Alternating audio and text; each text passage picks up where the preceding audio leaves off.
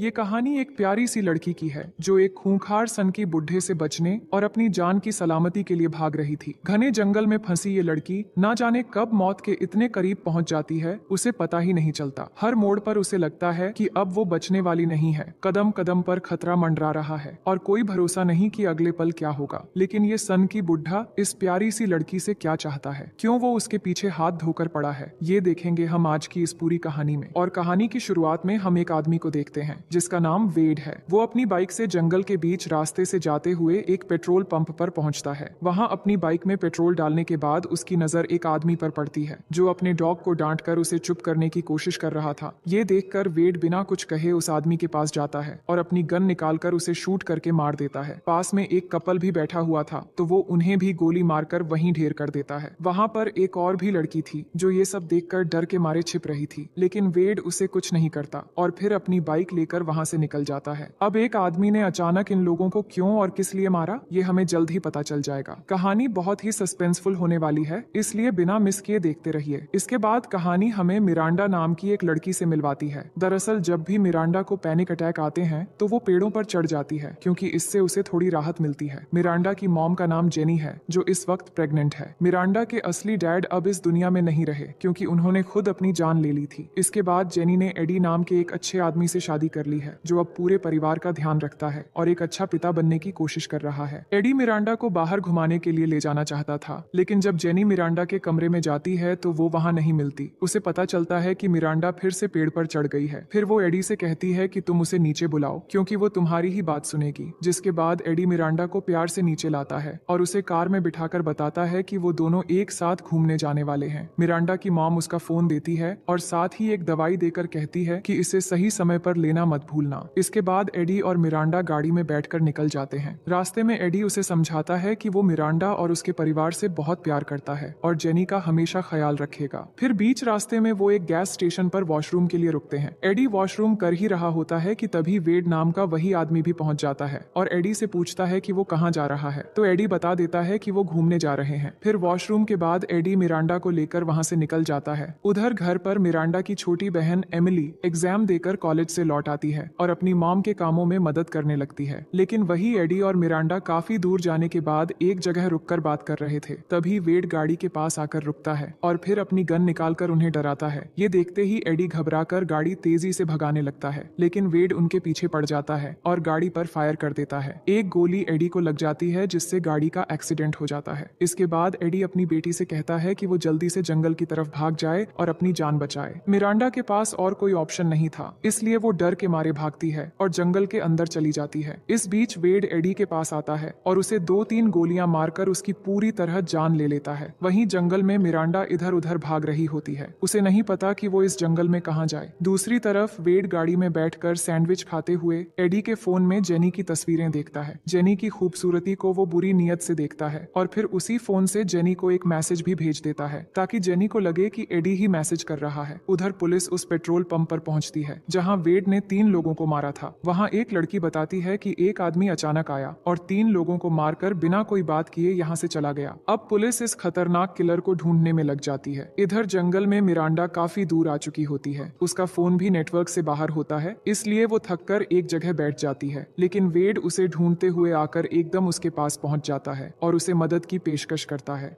Miranda डर जाती है और उसकी आंख में मिट्टी देकर वहां से भागने लगती है। भागते हुए जाकर एक ढलान से गिर भी जाती है, लेकिन वो हार नहीं मानती और वहां से आगे बढ़ जाती है। फिर एक जगह जाकर उसे थोड़ा बहुत सिग्नल मिल रहा था तो वो पुलिस को कॉल करके बताने लगती है कि उसके साथ क्या क्या हुआ है, लेकिन नेटवर्क खराब होने की वजह से उसकी बात पूरी नहीं हो पाती और लाइन कट जाती है। फिर वो अपनी मॉम को कॉल करती है ताकि मदद मांग सके, लेकिन उसकी मॉम अवेलेबल नहीं थी, इसीलिए वो वॉइसमेल छोड़ देती है। वो अपनी मॉम को बताती है कि वो जंगल के बीच फंसी हुई है और एक किलर ने डैड को मार डाला है। उसने पुलिस को भी कॉल किया था, लेकिन जंगल के बीच नेटवर्क नहीं है और उसे कुछ समझ नहीं आ रहा कि वो क्या करे। वॉइसमेल छोड़ने के बाद वहां से आगे बढ़कर वो एक नदी के किनारे पहुंचती है और पानी से अपने जख्मों को साफ करने लगती है। लेकिन तभी उसे अचानक गोली चलने की आवाज सुनाई देती है, जिससे वो समझ जाती है कि वो किलर अब उसके बहुत करीब आ चुका है। वो डर के मारे जल्दी से भागने लगती है और एक जगह जाकर छुप जाती है। इसी दौरान हम 2 रेंजर्स को देखते हैं जो जंगल में आए थे, लेकिन वेड अचानक उनके सामने आकर इन दोनों को भी गोली मार देता है। अब वेड को भनक लग चुकी थी कि मिरांडा कहीं आसपास ही है और मिरांडा कुछ ही दूरी पर एक पेड़ के पीछे छिपी हुई थी। वो 911 को कॉल करके बताती है कि एक किलर उसके पीछे पड़ा हुआ है, उसके हाथ में गन है और वो जंगल के बीच फंस गई है। इसके बाद वेड की नजर पड़ने से पहले मिरांडा अपनी जान बचाकर वहां से दौड़ने लगती है। इसी बीच हम देखते हैं कि कुछ पुलिस वाले एडी की गाड़ी तक पहुंच चुके हैं। उन्हें वहां एडी की लाश मिल जाती है, जिसे बहुत बेरहमी से मार दिया गया था। ये सब देखकर पुलिस को समझ में आ जाता है कि पेट्रोल पंप पर हमला करने वाला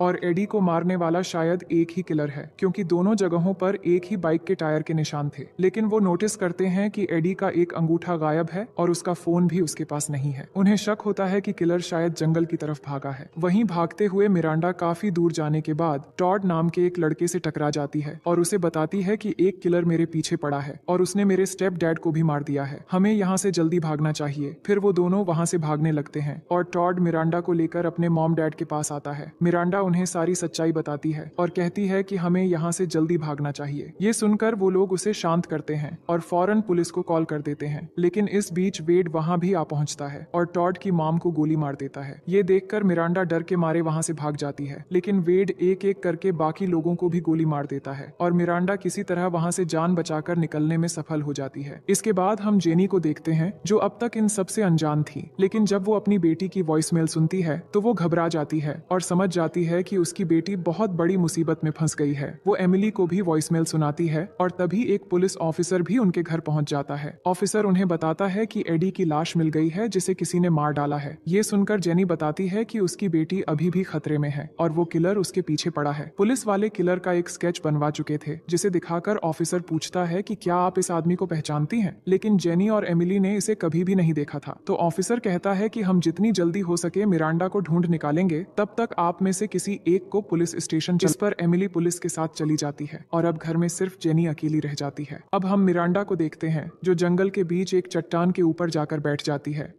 वहां पर नेटवर्क मिल रहा था, इसलिए वो अपनी माँ को कॉल करती है और बताती है कि वो यहाँ फंस गई है और जंगल के बीच कुछ भी समझ नहीं आ रहा कि उसे अब क्या करना चाहिए। उसकी माँ उसे समझाती है कि घबराने की जरूरत नहीं है, बस किसी तरह उस किलर से छुपी रहो। पुलिस तुम्हारे फोन को ट्रैक कर रही है, इसलिए बैटरी भी बचाकर रखना। लेकिन तभी मिरांडा का मोबाइल भी ऑफ हो जाता है। इसके बाद जेनी लैपटॉप पर उस किलर के बारे में सर्च करने लगती है और उसे पता चलता है कि उस आदमी का नाम वेड बेनेट है, जो पहले स्टूडेंट्स को कोचिंग दिया करता था। इधर जंगल में मिरांडा को टॉड मिल जाता है, जो घायल हालत में था। वो बताता है कि उसे गोली लगी थी, लेकिन किसी तरह अपनी जान बचाकर वो भाग निकला था। फिर दोनों वहां से निकलकर कुछ दूर एक सेफ जगह पर बैठ जाते हैं। टॉड बताता है कि उसके पास उसकी माँ का बैग है, उसमें से एक चॉकलेट मिलती है जिसे दोनों खा लेते हैं। मिरांडा काफी डरी हुई थी, तो टॉड उसे दिलासा देता है कि अब वो दोनों सुरक्षित हैं। वो बताता है कि वो अपने मम्मी पापा के साथ अक्सर यहाँ कैंपिंग के लिए आया करता था और शायद आसपास कोई पुलिस स्टेशन या दुकान जरूर होगी, लेकिन अंधेरे में ढूंढना सेफ नहीं होगा, इसलिए उन्हें सुबह तक यहीं रुकना पड़ेगा। इसके बाद दोनों वहीं सो जाते हैं। फिर हम देखते हैं कि एमिली अपने दोस्तों के साथ जंगल में आ चुकी थी, क्योंकि उसे लग रहा था कि पुलिस बहुत स्लो काम कर रही है। वो सब मिलकर मिरांडा को चारों तरफ ढूंढने लगते हैं। तभी उन्हें मिरांडा का एक लॉकेट मिलता है और ये वही जगह थी जहाँ टॉड अपने मम्मी पापा के साथ कैंपिंग के लिए रुका हुआ था। फिर उन्हें टॉड के मम्मी पापा की लाश भी दिखाई देती है। इसके बाद वो पुलिस स्टेशन जाते हैं, जहाँ पुलिस को भी पता चल चुका था कि 2 रेंजर्स को भी किलर ने मार दिया है। अब कहानी जेनी की तरफ शिफ्ट होती है, जो अब भी लैपटॉप पर वेड की वीडियोस देख रही थी और यहाँ हमें वेड के पास्ट के बारे में पता चलता है कि वो कैसे एक साइको बन गया था। एक दिन क्लास के बाद जब वो अपनी कार से घर लौट रहा था, तो उसने देखा कि उसके घर के सामने एक बाइक खड़ी है। फिर जब वो अंदर जाता है तो उसे शराब के साथ 2 ग्लास और एक अजनबी आदमी की जैकेट दिखाई देती है। उसे तुरंत समझ आ जाता है कि उसकी पत्नी का किसी और के साथ अफेयर चल रहा है। जैकेट में एक गन भी थी, जिसे उठाकर वो गुस्से में बेसमेंट की तरफ जाता है और वहाँ अपनी पत्नी और उस आदमी को शूट करके मार डालता है। फिर बाहर निकलते समय उसकी एक पड़ोसन गुस्से में उससे बात करती है कि तुम्हारे अजीब दोस्त हर दिन यहाँ आते हैं और लाउड म्यूजिक बजाकर मुझे परेशान करते हैं, अब मैं पुलिस में रिपोर्ट कर दूंगी। ये सुनकर गुस्से में वेड उसे भी गोली मार देता है और फिर उस आदमी की बाइक लेकर वहाँ से निकल जाता है। यहीं से उसके लोगों को मारने का सिलसिला शुरू हुआ था। वो अपनी पत्नी की बेवफाई से एकदम पागल और साइको बन चुका था। अब कहानी प्रेजेंट में आती है, जहाँ सुबह होने पर मिरांडा उठती है, लेकिन जब वो टॉड को पुकारती है तो वो नहीं उठता। वो समझ जाती कहती है कि टॉड की मौत हो चुकी है। इससे वो बहुत दुखी होती है, लेकिन वो भी मजबूर थी। इसके बाद वो उसकी माँ का बैग एक ऊंचे टहनी पर टांग देती है ताकि पुलिस को उसका पता चल सके। लेकिन तभी अचानक उसे पैनिक अटैक आने लगता है, उसका सर घूमने लगता है और उसे हेलुसिनेशन होने लगती है। तभी उसे अपने असली पिता दिखते हैं, जिन्होंने कभी खुद की जान ले ली थी। फिर उसे अपने स्टेप फादर भी दिखाई देते हैं, जो जख्मी हालत में उसे चिल्लाकर भागने के लिए कहते हैं। ये सब देखकर मिरांडा बुरी तरह डर जाती है। दूसरी तरफ पुलिस स्टेशन में मिरांडा की बहन एमिली को एक ऑफिसर बताता है कि मिरांडा की आखिरी लोकेशन जंगल के ईस्ट साइड में मिली है। अब उन्हें उम्मीद है कि वो वहीं कहीं आसपास होगी। इसके बाद एमिली और उसके दोस्त भी पुलिस के साथ जंगल के ईस्ट की तरफ निकल जाते हैं। इधर मिरांडा होश में आकर किसी तरह एक ऊंचे पेड़ पर चढ़ने लगती है, क्योंकि टॉड ने कहा था कि यहाँ कहीं आसपास कोई दुकान या पुलिस स्टेशन जरूर होगा। और सही में पेड़ की ऊंचाई से उसे थोड़ी दूर एक दुकान नजर आती है। अब उसे पता चल जाता है कि वो बचाव के करीब है। वो जल्दी से पेड़ से उतरती है और उस दुकान की तरफ तेजी से दौड़ने लगती है। दुकान पर पुलिस और एमिली के सारे फ्रेंड्स पहले से पहुंच चुके थे और वो प्लान बना रहे थे कि किस दिशा में ढूंढना है। तभी मिरांडा की आवाज सुनाई देती है, जो हेल्प चिल्लाते हुए उनकी तरफ बढ़ रही थी और जंगल से बाहर आ रही थी। पुलिस को लगा कि शायद किलर उसके पीछे आ रहा है, इसलिए सब अलर्ट हो जाते हैं। लेकिन फिर पता चलता है कि मिरांडा के पीछे एक पुलिस वाला था जो उसे ढूंढते हुए आया था। फिर एमिली भी उसकी तरफ दौड़ती है और मिरांडा को गले लगा लेती है और इस तरह मिरांडा सुरक्षित बच जाती है। दूसरी तरफ हम जेनी को देखते हैं, जो घर में थी। तभी डोरबेल बजती है, लेकिन दरवाजा खोलते ही वो वेड को देखकर डर जाती है।